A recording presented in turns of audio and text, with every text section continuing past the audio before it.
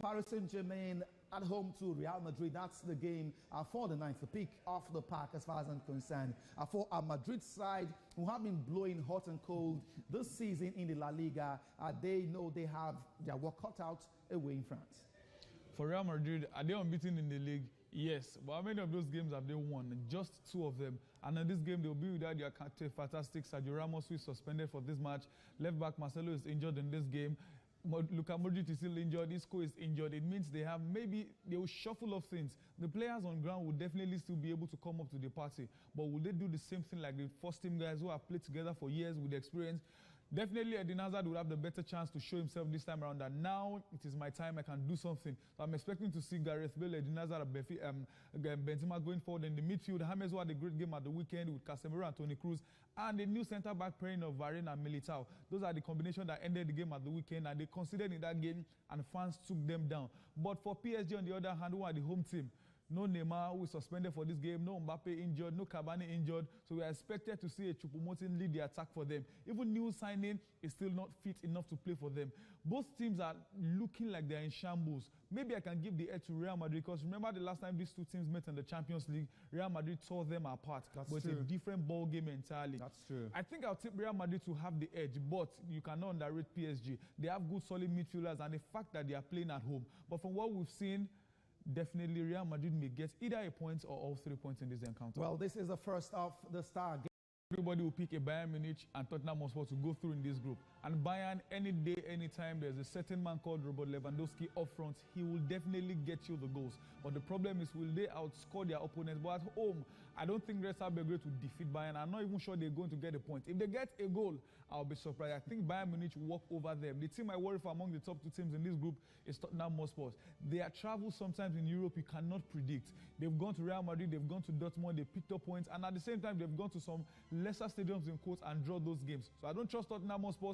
With the way they've started the season hot and cold. But don't forget, this last weekend, they were scored 4 finalists goals. last season. So yeah, I got to the final last season. They will definitely want to kickstart their season. And for Olympiacos, you can't really predict them. They were once one of the teams that regularly come for Champions League, but not anymore. So I think Tottenham should still do enough to pick up, if not 3 points, get a point in this game. But for Bayern, I think it will be 3 points for the Germans. Okay, let's go to the next group now, talking about Group C, where we have Dinamo Zagreb taking on Atalanta, and of course Manchester City travel to Shakhtar Donetsk. Shakhtar are a very tricky team. City know they have to up their game, play their A game to be able to get the right results. Atalanta, they played arguably the best football in Serie A last season. I would love to see how they'll bring in that same style of play into the UEFA Champions League. For Manchester City, shock defeat at the weekend to Norwich City. Now they have defensive crisis. Laporte is out injured. Now John Stones is also injured. I don't know who Guardiola will decide to go. Would he decide to go for Fernandinho, who has been trained as a central defender, and pair with Paul Walker, who plays as a defender for the national team, or he will play Otamendi and Fernandinho? That's Guardiola's headache. Definitely that's what he's being paid for. But we know going forward, Manchester City will get you the goals. From the guys in midfield, Kevin De Bruyne, who probably hits the ball more than anybody.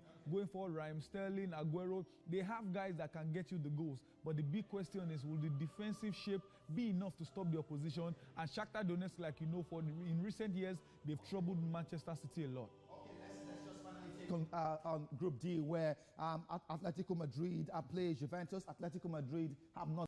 You mentioned is Atletico Madrid. He has scored lots of goals against them. He has scored a hat-trick against all their goalkeepers he has faced. Okay. It means Ronaldo definitely wants to come up to the party. But at the weekend, both of them did not get a victory. For Atletico lost 2-0, Juventus played a draw. Both of them away to definitely be an interesting. And Cristiano immediately saw the fixture, begged them that they should take it easy on him when he comes to Madrid. But this would definitely be a very, very interesting encounter. Absolutely. Thank you so much, Bolo Monday, for your time on the program today. All right. Napoli game. Remember, the same thing happened last season. Liverpool in the group stages lost all their away games, including Napoli 1-0 away from home. But this time around, many thought with the form they have in the Premier League, they'll come up to this game, get some goals. You can't have the 3 guys up from Salah, Mane, Firmino, and not get goals. I think they are probably part of the problems they had in the game. They had a few chances they could have scored, but they could not. Even Salah had the chance where the goalkeeper saved very well. But I think the penalty was not a penalty, it was a dive, and VAR kept quiet on that one. But Virgil van Dijk will probably hit himself all night for giving away the ball that gave them the second goal. Now they are down 3 points in that that game. For Napoli, they are 3 points up. Good start for them, but we know Liverpool, they always find a way to bounce back. Remember last season, they had just 3 wins in the group stages, 9 points, and they still progressed to the next round. I will know what happened at the end. They won. But this is a new season entirely, but it's still a fresh start. But good start for Carlo Ancelotti and his Napoli side. Absolutely. Okay, football fans across the world will again be treated to mouth-watering clashes in the UEFA Champions League.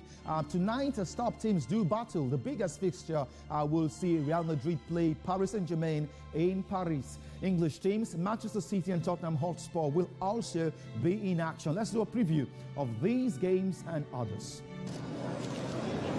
Action continues in the Champions League as Paris Saint-Germain welcomed Real Madrid in a mouth-watering